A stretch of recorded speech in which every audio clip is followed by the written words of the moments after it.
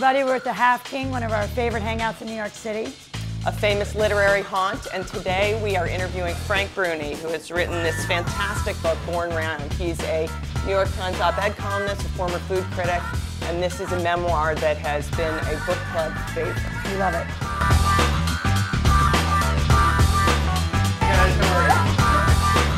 Nice to see you.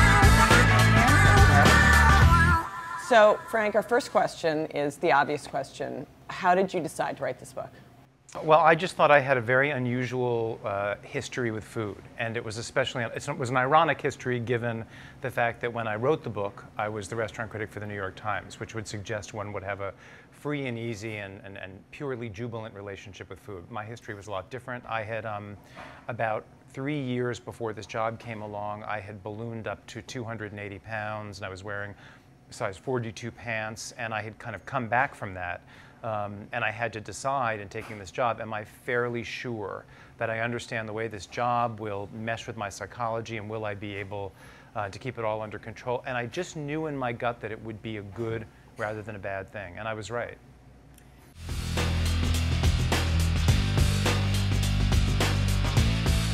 Let's talk a little bit about memoir writing. All three of us have written memoirs, so we have that in common. And I know that I get asked the question a lot. There's a certain amount of bravery and honesty that goes into writing a memoir where you're putting out a very personal story. How did you kind of navigate that? You know, it wasn't that tough for me to navigate it because I'm sort of a diarrhea of the mouth person to begin with.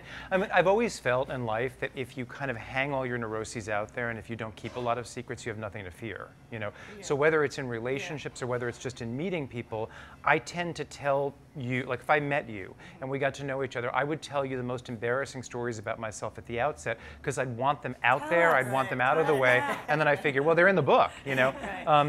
And so that, for me, that made it easy, but also I just kind of felt very strongly, and I'm sure you two feel the same way and know what I'm talking about. If you're going to write a memoir, if you're going to ask people to hang with your personal story for 10 hours, 12 hours, however long it takes to read a book, you know, if you're going to ask them to plop down $17 or whatever, you owe them full candor. And you're not going to have a moving or funny or whatever story unless it's a candid one. So I think you make that decision at the outset, and then you compartmentalize any embarrassment you feel as you're writing, and you just move forward.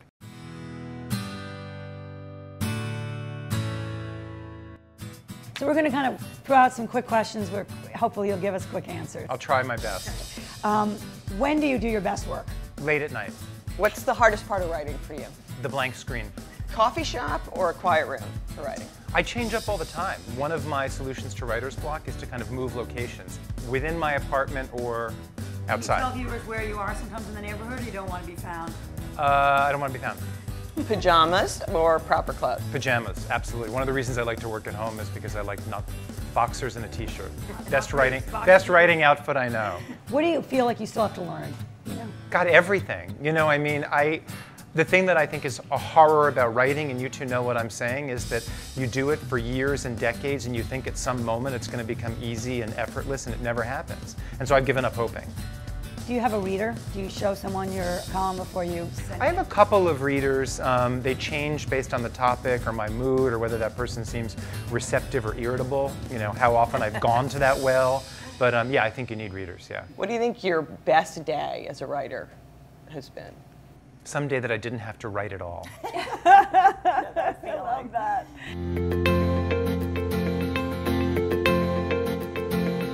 You've talked about your book a lot on the road to groups of people, and I'm wondering what you're hearing the most, or what's surprising you in terms of people's response to Born Round. People love meeting my grandmother and my mother in the book. I get a lot of that, and that is just, to me, the sweetest thing in the world. I mean, once I committed to writing a memoir, I realized I could memorialize these two incredible women and wanted to do so, and the fact that people respond to that, it just makes me happier beyond, I can't even say how happy that makes me. Frank, thank you for coming. Thanks for having me. It was great having you, and everybody who hasn't ought to read Born Round. It's a fantastic One of our favorite books ever. Thanks for having me.